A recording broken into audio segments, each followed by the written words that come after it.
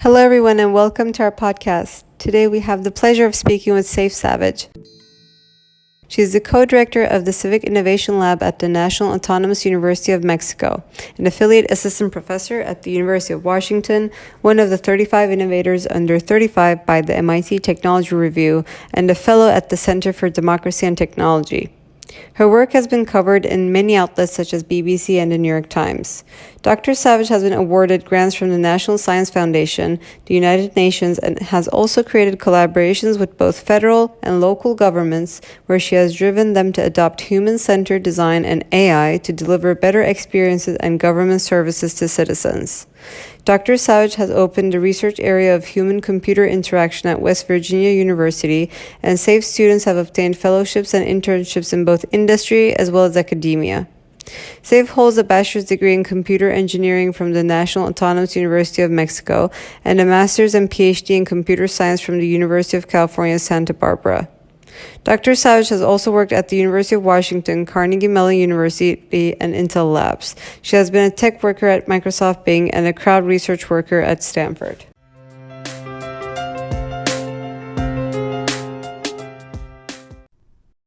Hello, everyone. Welcome to our podcast. Today, we have the pleasure of speaking with Saiph Savage. Saiph is the co-director of the Civic Innovation Lab at National Autonomous University of Mexico.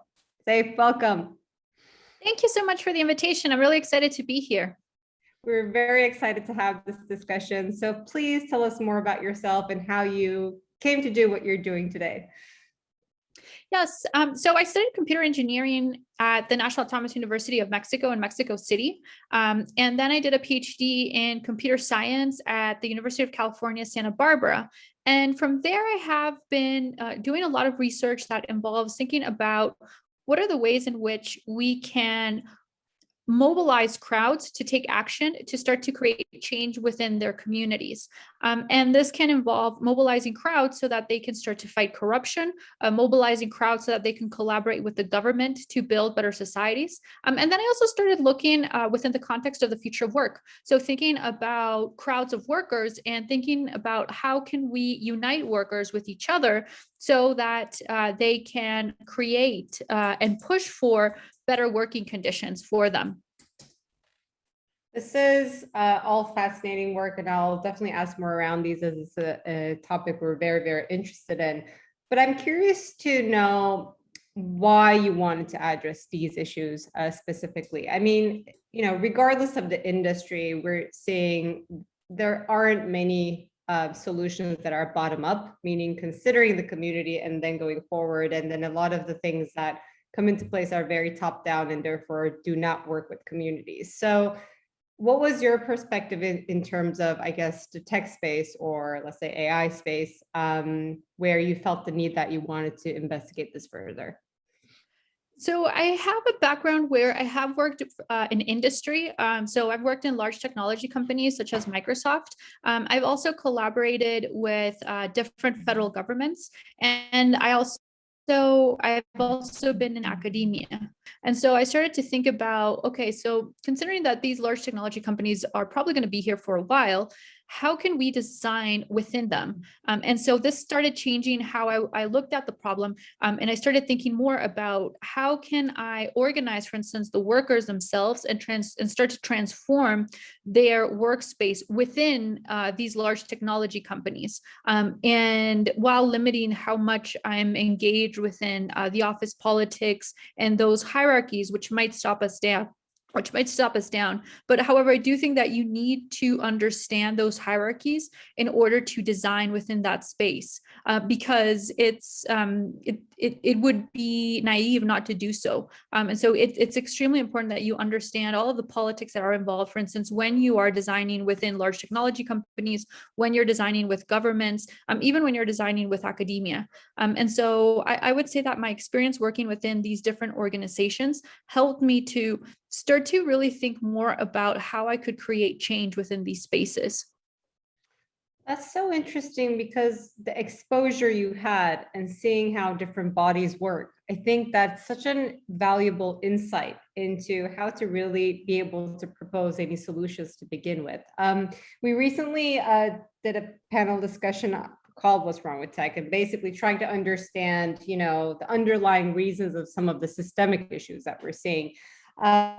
Sort of bring in there, and I guess especially with like AI, it's even like more interesting, those innovators sort of bringing their own experience and biases and, all other values that may come with that, potentially into that innovation, right? So it was a good way for us to like really see the risk of the lack of exposure and diversity and inclusion in those teams, so that we're not necessarily maybe addressing the solutions, but we might be amplifying further. And we kind of see that in social media, and you have studies around, disinformation and how that's pushing us to, I guess, like different polars too.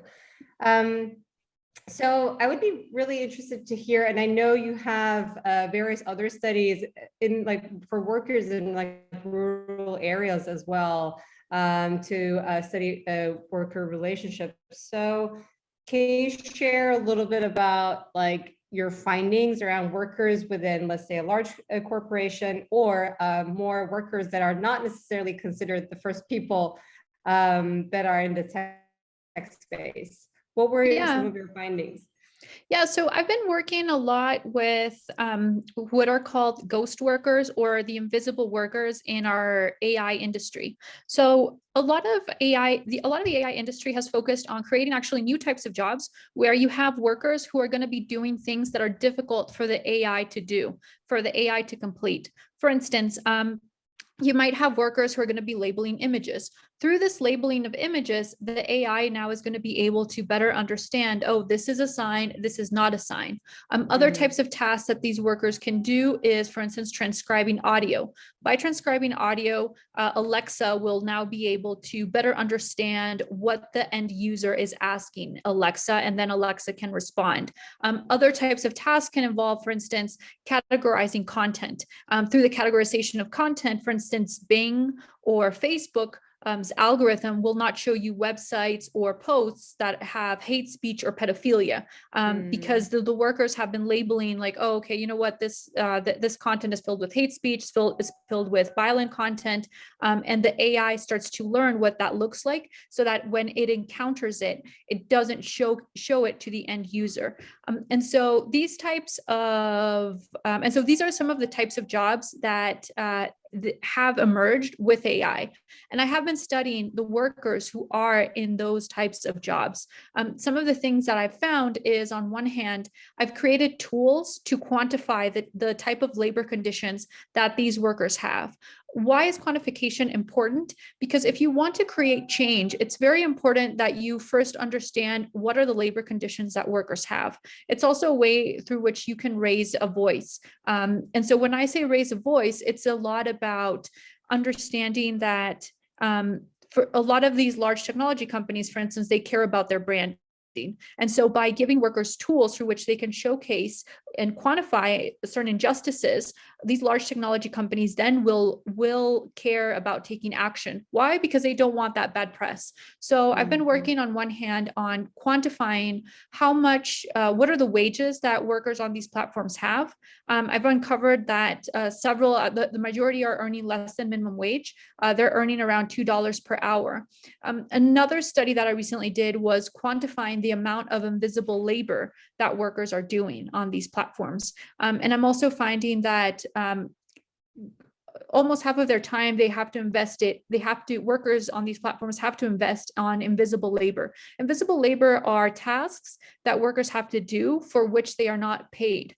And so, for instance, tasks for which they're not paid can involve, for instance, emailing an employer who hasn't paid them. And so that time that the worker is writing out an email to tell an employer, hey, your payment didn't work, etc., is time when the worker is not being paid. Also on these platforms, for instance, workers have to search for work. And so they have to search for work, and that's also time for which they're not getting paid. They only get paid to complete the tasks, but that time that they're investing in searching for work is time in which they're not receiving any payments. And so I've been analyzing, okay, so what does this amount of invisible labor look like? How much money is it taking away from workers? And I think that this is also important, and it is important again to first understand what problems we might have in these digital labor markets. And then I'm also sharing my tools with workers so that if they want, they can appropriate the tools and use it themselves to push for change. Because again, as I mentioned many times, these large technology companies, they care about their branding. And so through this, workers can say, hey, you know what, we have this tool that's helping us to audit your platform, and we're seeing that your platform is making us invest a lot of time in work for which you are not paying us. Let's change this. And I think that this is a way in which we can help workers to better negotiate with these large technology companies. I think that's fascinating because also, when we look at sort of, I guess, like job market in general, and we talk about like worker training, there is still like, you might have all the job out there or the training programs, but there is sometimes also this like skills gap, right? And like people don't even know where to start or how to equip themselves really. So I think it's very interesting that you really sort of assess the space, like what's going on, and really custom created the tools accordingly that could be very useful for them. And it is also interesting that when we're thinking of, AI space, we're always thinking of, like programmers and software engineers and developers, it's just them, right? It's like high paying jobs. And through that, like AI is actually creating a lot of unemployment. But what you're saying, which is very interesting, is that no, it's actually creating new types of jobs. It's just not paying them well. And nor is talked about often, really, because like I never even thought, all I can think of when you're saying like labeling images is, how we do it when we're like submitting a form. And I thought that was like, okay, it's a security measure and this is only being done for that. But how do we actually train the AI? It's a lot of that, right? Yes. A lot more of that. So it's actually really interesting to see how there are, let's say, if you're not in the tech space, you didn't train as an engineer or programmer, there are still a lot of entry jobs into AI development. But it's possibly maybe not echoed enough because they're not quality jobs, so to speak, right? They're not paying well, and a lot of the labor actually goes for free. Yeah, I would say that there are benefits to these types of jobs, which is also important to understand. For instance, in rural areas, we're seeing that a lot of rural adults are very interested in these types of platforms because, on one hand, it offers workers the opportunity to not have to leave their hometowns. And so this way, previously, for instance, in West Virginia, you had a number of ghost towns that were emerging because suddenly the coaling industry was gone, and so people had to abandon their towns. They had to go into the big cities. Now, with these types of online jobs, the advantage is that people can stay in their hometowns and be able to get work. And so that's an advantage. Another advantage is also that you have, for instance, women. We found, for instance, also in rural areas, there were a number of women who were benefiting from these types of platforms because they saw the benefit in terms of they had their children, and this type of job offered them the opportunity to be extremely flexible in how they were able to engage with their children, get work done on the platform, and make money. For these women, it was important because we found a number of, for instance, single mothers in these rural areas, and they usually their partners might have gone into the city and then just stopped sending money back into the families. And so these types of platforms were very helpful for the women to be able to make their own money, take care of their children, and just make ends meet. And so that, I think that's also another advantage that these types of platforms bring.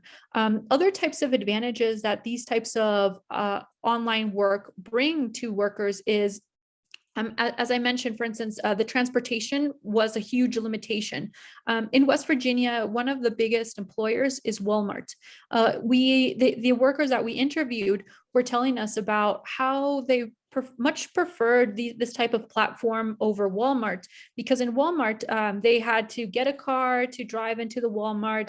Right. Nobody was paying for their gas mileage. Or their car repairs. Many times it was snowing, and so the roads were dangerous. And this type of job suddenly became much safer, and something that they could do without having to worry about the transportation. For people with disabilities, also these types of jobs were very helpful, especially in terms of giving them flexibility also in how they got the work done. So we found people who had chronic disease, and they had different chronic illnesses, and so they had to have a very different setup in how for instance, they had to sit. And this type of job where they didn't have to have these face-to-face meetings allowed them to have a lot of flexibility in terms of how they set up their space to be able to get to make money. And they will also have the opportunity to take breaks whenever they wanted, which was extremely important for their illness, so that they could, for instance, rest or receive therapy when they needed it. Also, people with depression expressed how this type of job actually was motivating for them, because you had small tasks that they had to complete, and that feeling that completion was something that helped them to feel more fulfilled, and so that was a benefit. And so I think that on one hand, when we're thinking about these platforms, it's important. I think what you mentioned is very true. These types of jobs are not very much advertised. I think that part of it is that they have problematic aspects to them. And so even the large technology companies are still not advertising them as much about their existence. Workers are pretty much hidden from the end user. A lot of researchers have argued that it's intentional how they're hiding the workers. It can be intentional because this can make it easier, for instance, to not pay workers a certain wage, and maybe maintain unfair labor conditions. But I think also when we're thinking about the space, it is also important to understand that for some workers, these types of platforms are bringing them benefits. And of course, there is a trade-off. I think that part of the solution to that is giving visibility to this type of labor. And so, for instance, these types of auditing tools that I'm developing, I think, are key in order to shed some light about what is happening on these platforms. And I think that it's through that visibility that we can for instance, put pressure on large technology companies to acknowledge workers and give them better opportunities. And so I think that having auditing tools can be helpful. And there we could also think about, for instance, maybe fair labor labels. For instance, right now you have the fair labor labels that are within, for instance, the products that you buy. You could think about having maybe a similar type of thing for the AI products.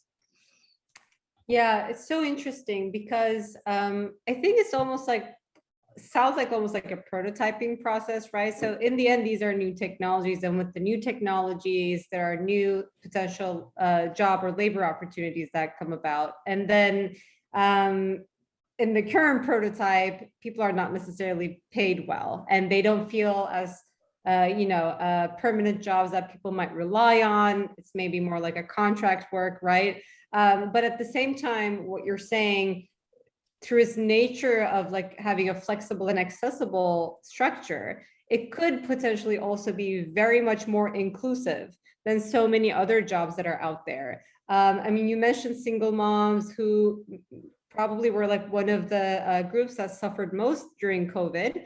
But you can see, these type of jobs potentially didn't go away when the pandemic was happening last year. So I think in that sense, it has great potential now about like bettering what that workforce or like labor conditions look like. And what you mentioned in terms of auditing tools and how that might help push that forward, this to me ties to what you also talk about, how technology companies or like social media companies, for example, need better auditing, right? So it goes back to how are we holding, let's say, companies that are moving faster than so many other like industries, and also the policy, right? So by the time people understand, we might already be facing some issues because of those new technologies. So how do we integrate that constant like accountability and I guess like control in order to make sure what is being put out there, it's more fair or inclusive and not something that they're trying to hide. So do you want to talk more about like the benefits, I guess, on like auditing in general? Yeah, I think that's a really good point about how large technology companies are pushing technology really fast, and many times we don't really know the effect that they're going to have. After working in industry for a couple of years, I would argue that many times even they don't know. So a lot of the times it's really pushing, for instance, when I was at Microsoft, a lot of the time it was, oh, we have to push this product really fast. And many times it was like I was with a lot of conflicts because it was, yeah, this technology is kind of creepy, because for instance, it was some tools to start to visualize how people were using certain websites, but in a certain way it was kind of like a spy type technology. And from my perspective, it was like there were a lot of ethical implications with the technology that they were building, but because they wanted to push fast, you couldn't stop to think about in detail what does this technology mean, what are the implications. I think that part of the solution to this is empowering academics, NGOs, government, to be able to have the computation and the data to be able to conduct similar studies and be able to build similar technologies to what big tech is building. And so right now I've been pushing for something that is called a national disinformation. So I'm focused on I'm focused on the area of disinformation. So here I'm pushing for a national disinformation research cloud. So also when you think about, for instance, a problem of disinformation, an issue that emerges is that it's large technology companies who have access to the data and the computation to decide what gets studied, what doesn't get studied, what researchers get involved, what researchers don't get involved. That creates a lot of biases in the study of disinformation. And so we wanted to push to create for a national research cloud where academics, governments, NGOs, and also other actors from industry could have access to the type of computation that large tech companies have for conducting their studies, and also create partnerships with them for access to data. And here I think that type of dynamics could be extremely helpful for pushing forward another type of reality, where it's not just the profits of a company which are not just the values of one company that get pushed on into millions, but rather it can be a collective effort that's done with academics, NGOs, governments themselves. I mean, because even the US government has a limited point of view, for instance, about disinformation, and they have to really rely on what the large technology companies want to give them in order to understand the problem of disinformation. And this also relates to what we're seeing with the future of work. So right now, a lot of these platforms are black boxes. We don't know what's going on. And also the government, it's very hard for the government as well to compete with these spaces in terms of offering, for instance, those lower entry jobs, for instance, to rural workers, et cetera. And so I think that we need national research clouds to facilitate auditing, and also to create a new parallel of technology that is pushed forward. And that's not just dependent on big tech. Yeah, so almost, I don't want to say is open source the right term, like almost like open sourcing how they might do this, right? Like it kind of needs to be like an accessible toolkit, as you're saying, so to NGOs or government, in order to be able to be even like aware of what's going on. I think that's really interesting in terms of sort of pushing the industry and having sort of like a control mechanism. And I'm not necessarily saying in the way like, government sort of dominates industry, but it's more, an accountable, and even like, in a design team, you would even have a red team or blue team, and the red team would come in and sort of like look into the design and maybe give a critique, right? So tech companies don't have that, right? Yes. They have these like genius people on board and they're running with it. And Yes. there's no one to tell them stop, or did you think about that? Yes. And what's interesting, that like if we think of like other analogies, I think Yuval Harari was talking about this in an interview. Like he's saying, I guess the beauty of democracy also like having liberals and conservatives, like liberals may want to run, but then conservatives may be doubtful of new things, and maybe it will make each other think in a certain way, Yeah. right? So we learn from each other. But it's kind of feels like, we have this like running machine that everybody else is trying to catch up with. And so, and they create some issues in many different industries because of that. And sometimes, and potentially most of the times, because a lot of the, workers that work on at those companies are also very intelligent, bright people who have social values, environmental values, but they don't even know what they're creating. Yeah. Because it's actually, which is very ironic, because the space is very collaborative space itself. They're not collaborating with the general public, so to speak, right? So Yes. they created this like non-collaborative entity within themselves, and they're collaborating with each other, but it's just a lot of like-minded people collaborating with one another, and they're not hearing anybody else, and they're just going with it. Yes. Yeah. I think that's a great analogy, actually. And also being in large technology companies, I think for me, what was surprising was that it was a highly competitive environment as well. And so, for instance, I don't think that it facilitated having collaborations where you could really talk about, hey, you know what, let's think deeply about how we're going to be designing this. A lot, for instance, and this I learned it with from my developer friends, and also I was a developer there. But you had to have strategies. Basically, you had to think more about how do you get your work counted to be highly competitive. So, for instance, like you were thinking about, okay, I'm going to be pushing this many lines of code. Maybe I could have done it with less lines of code, but they're only going to value this if I'm showing that I did this many lines of code. I'm going to have to push in this many PRs, which is like kind of like collaborative code that you're doing. But it was much more focused on, I would say, competition with honestly with each other. And so it wasn't, I don't think that it facilitated sitting down and thinking together about how to solve a problem. But it was much more, okay, so I was the one that was able to push this much code, and now I'm going to stop you from pushing code by, for instance, sometimes some people would take a lot more time in reviewing your code so that you would be slowed down in your submissions, and then you would get a bad employee review.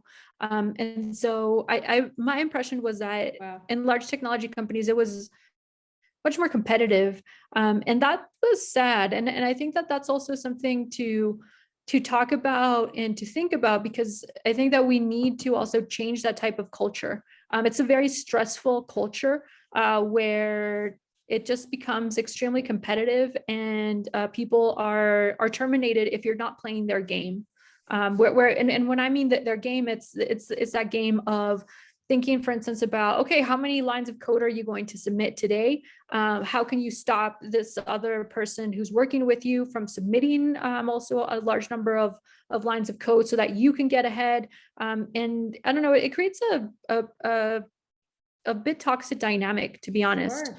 Sure. And who knows, like other, mental health or Yeah. issues that all that Yes. workforce might have as well. And it's not Yes. accident, right? Like it comes top down. And I think this goes back to what you were saying in terms of when technology companies, when the biggest priorities are like profits or valuation and IPO and how do we exit, then you become a machine, and it's just like Yes. it inhibits the nature of why that company exists in the first place. Like as an innovative company, while you need to question everything and maybe reassess what you're doing, you don't have any time to slow down because you're on deadline mode.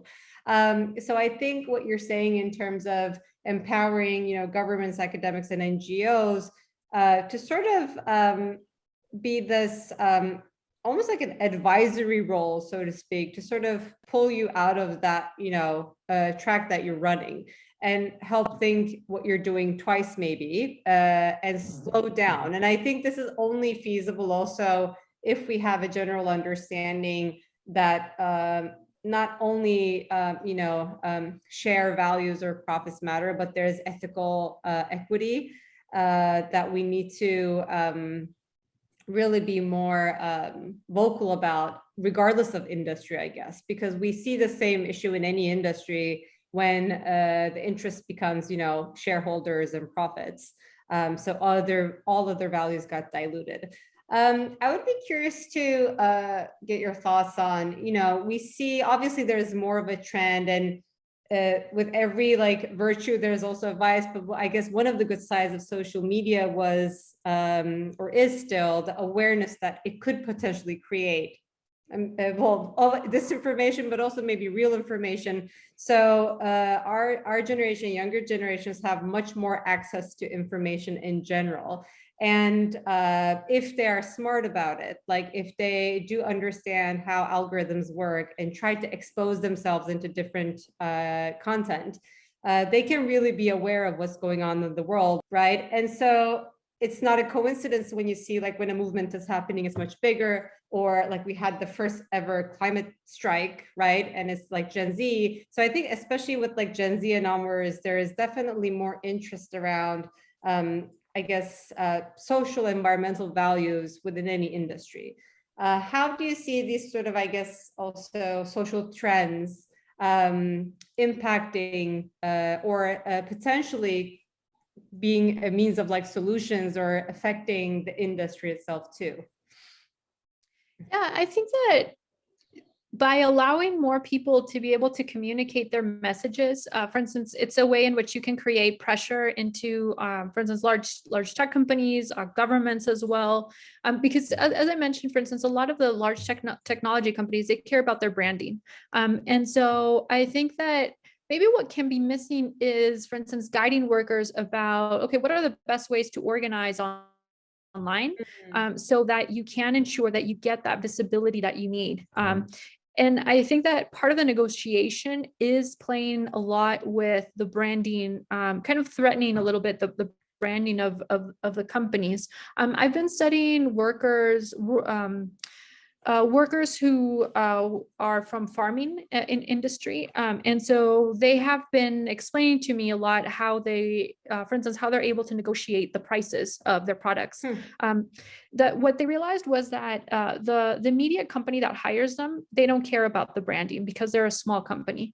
And so what they have to do is that they have to go into the bigger companies, for instance, Wendy's, and it's to Wendy's to whom they have to kind of threaten, well, not threaten, but negotiate with that, hey, you know what, we're going to go public about how Wendy's is hiring workers that are not paid minimum wage. Your tomatoes from Wendy's are coming in from farmers whose workers are paid this amount with bad labor conditions, etc. And Wendy's is the one that will care.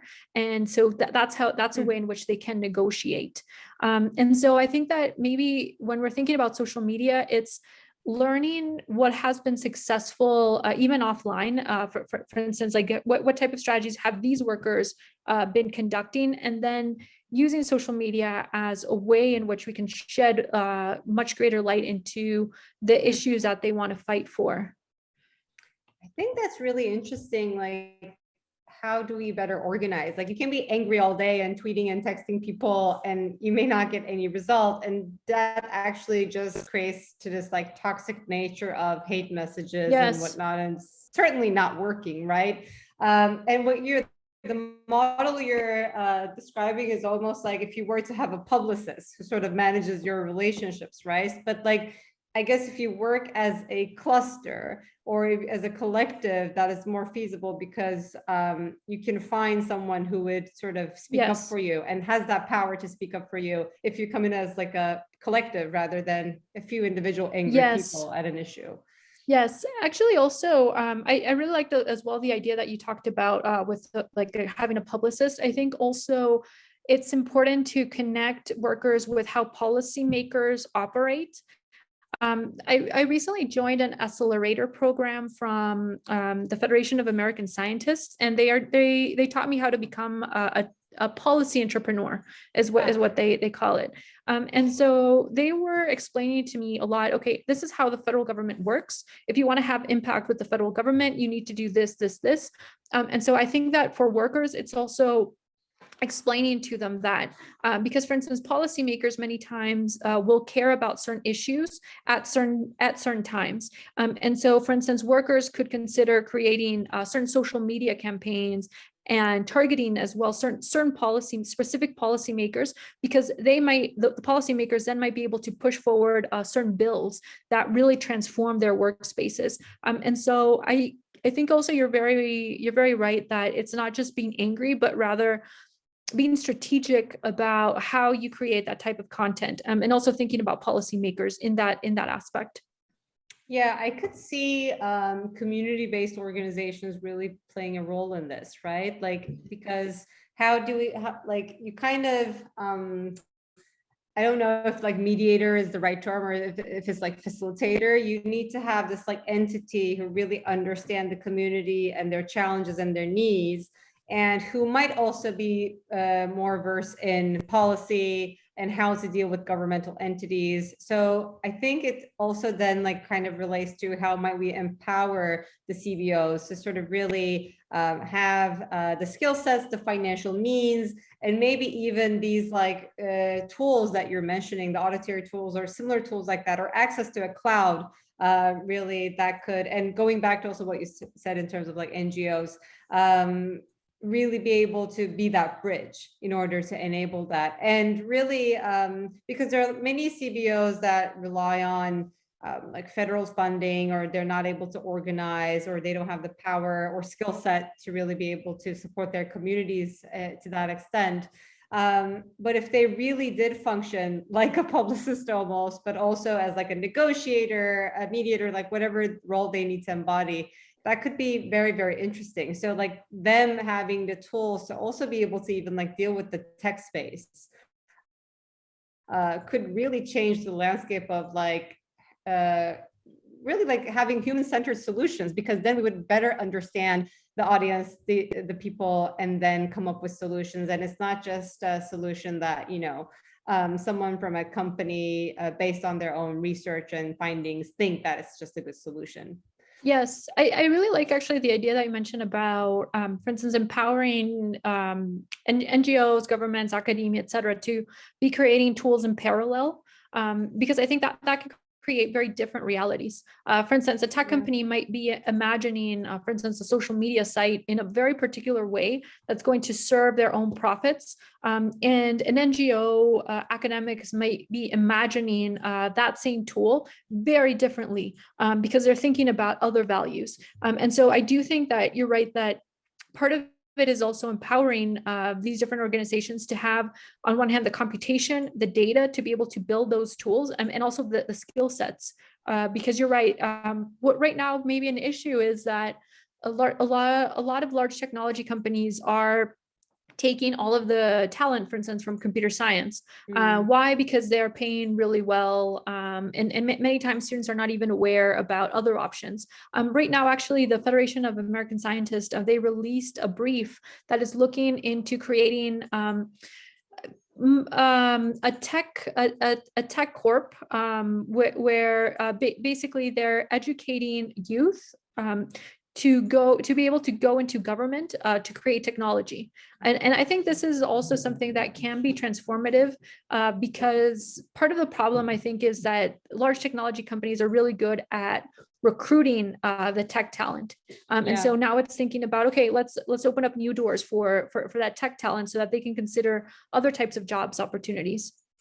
That's super interesting because that could also help with other issues we're seeing where, the fact that these technology companies are able to recruit all the talent also causes major gentrification in cities and sort of wipes out communities and populations, right? And Yeah. then there is this like bigger gap, which is why it's also interesting about hearing like the invisible workers and the labor. Whereas like tech companies are making us, lose our jobs, or the city is becoming much more expensive. So all these like other issues. But if you kind of sort of like decentralize those job opportunities by also giving like governmental agencies or maybe like other NGOs similar power, that could be very interesting. Or I think we're going to have to wait a time where we constantly see an evil being, generated by these like mega, conglomerate tech, and then finally society is going to be sick of it, and then a generation is going to find it ethically wrong, almost like working at a tobacco company, to work at a tech company, and then they're going to opt in for like other options. But let's not wait until that point, however like many generations that may take, but really like act on it now. I think that's really, really interesting. I will definitely like look into that too. So any other like areas you want to cover in terms of things that you're working on now, or other sort of like potential solutions you see in the space that could be interesting to address some of these issues? So I think that it's important to also consider culture when we're thinking about the future of work. In terms of different cultures have different ways of looking at time, also different ways of creating mental models, and what things are acceptable or unacceptable for them. And so I think that when we're thinking about the future of work, one thing I want to just mention to the public for them to think about is we need to consider designing digital labor platforms within different cultures. Currently, what has been happening is that you have a lot of interfaces that are mainly coming from the US. And so they're holding in the US values, the US way of seeing the world. And this could limit, for instance, how workers in Latin America, other workers in the global South, operate, because they now have to adapt themselves to the vision, for instance, of a US tech worker, and how the US tech worker sees the world, their own mental models. And so I think that within the space, we have to understand that there are biases based on culture. And it is important to understand that culture can play a role in how we're looking at information and processing information. And there again, aiming to democratize the design of those interfaces. So I think that part of the solution is what you mentioned before about creating those types of digital labor spaces where you have a combination of academia, NGOs, governments who are working together to create new types of spaces that maybe are more aware of the culture, that are pushing forward different values. That's so amazing. And I love kind of, I mean, and it's like goes hand in hand with very much human-centered design, right? Like when we're talking about recognizing people's biases and lived experiences and kind of designing a system for that, and not necessarily have a one solution fits all approach, which is typically what we see. Amazing. So, I mean, I can ask you questions, I feel like all day, but to slowly wrap up, I do want to ask you, so we have many young listeners also that follows this podcast, and so many of them are very, very much interested in, addressing an issue in the world, whether that's related to environment, cities, or social issues. So as someone who is like pushing the boundaries in an industry that is also like very tough in many ways to do so, what would be your advice to anyone who wants to work on making progress? I think it's starting. So many times you can feel overwhelmed because for instance, maybe you see like a Facebook solution or Microsoft solution. And so that can stop you from building anything because you feel like, oh, I don't have a large team that's going to be backing me up. I'll never be able to compete with these large tech companies, etc.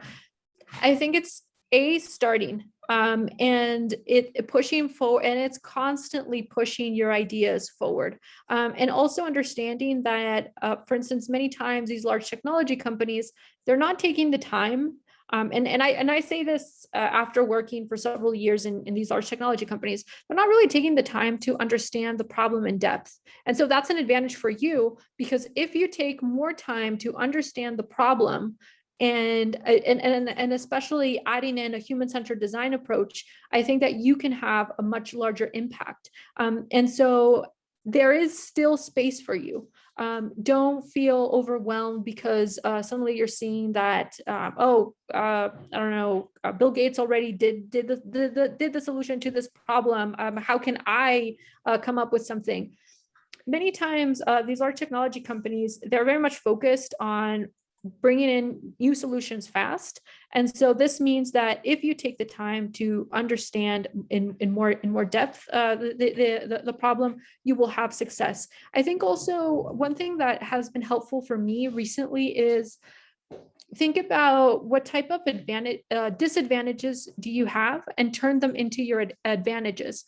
So for instance, when I was actually working, for instance, in industry, for me, that time period was a little bit frustrating because I wasn't doing research. It was very much a developer job.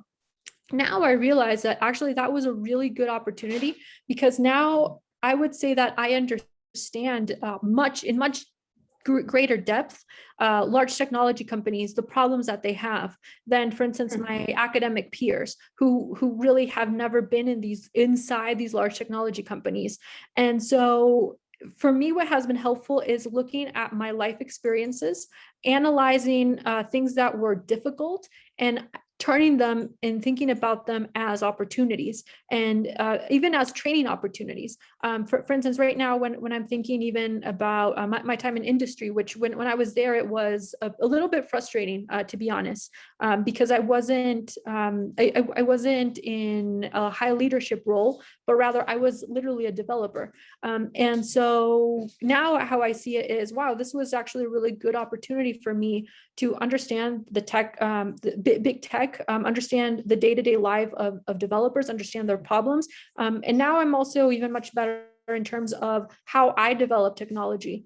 So right now I don't have that limitation of I want to build an interface, I don't know how. Actually, now I have a really strong skill set to be able to start to build technology. And that has helped me, for instance, right now when I'm working with governments, NGOs, et cetera. And so I recommend analyze your life, analyze what things were difficult for you, and think about how you can turn them into opportunities.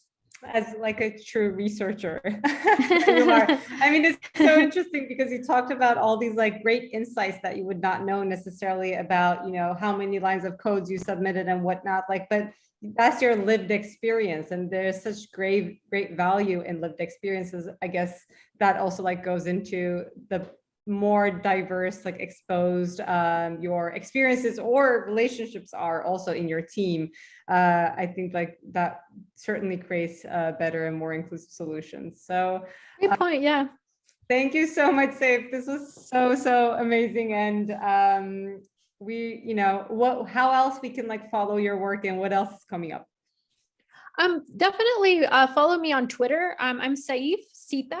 And check out my websites. There you can see it's saiph.org,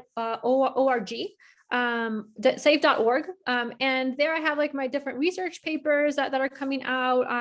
And I love to share my work. And also follow our lab, which is the Civic Innovation Lab at UNAM. Perfect. Will do. Thank you so much, Saiph. It was lovely meeting you. Great conversation. Thanks for making the time. Thank you. Thank you so much for watching this week's episode. If you found value in these conversations, please like our video and hit the subscribe button. Make sure to visit our website, podcast.what'swrongwith.xyz, and subscribe to Apple Podcasts, Spotify, and Google Podcasts so you never miss an episode. Please leave us a comment or review, or you can simply tell your friends about us. For more details on our guests, follow us on Instagram and Twitter. You can find our handles in the description below.